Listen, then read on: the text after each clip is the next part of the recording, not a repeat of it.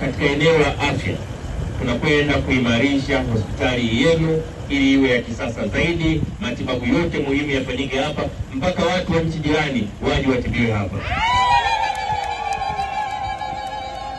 Na hiyo itakuwa sehemu moja muhimu sana ya diplomasia ya uchumi. Diplomasia ya uchumi. Maana watu wakija kutibiwa pia wataondoka na ndizi, wataondoka na chakula, wataondoka uongo kweli.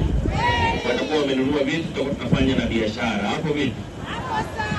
Lakini pia katika miaka 5 inayokuja tunakwenda kujenga zahanati mpya 5.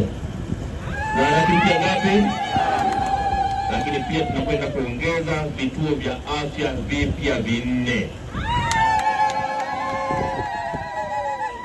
Ili watu wetu, mpango wa serikali ya CCM, mpango wa Rais Samia ni kuona kwamba kila Mtanzania anapata huduma ya afya chini ya kilomita 5 kutoka nyumbani kwake. Kwamba kila mahala anapoweza kupata huduma ya afya kwa kutembea kwa mguu kirahisi. Hapo vipi? Wagonjwa wetu wasipate tabu. Hiyo ndio mpango wa Rais wetu Samia Suluhu Hassan.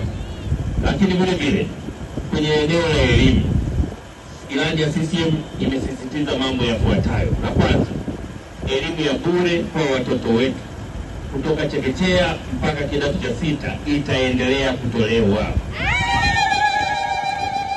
Ili watoto wetu wote, bila kujali mtoto wa tajiri wala mtoto wa maskini, wote wapate haki ya kupata elimu bora. Wote wapate haki ya kupata elimu bora.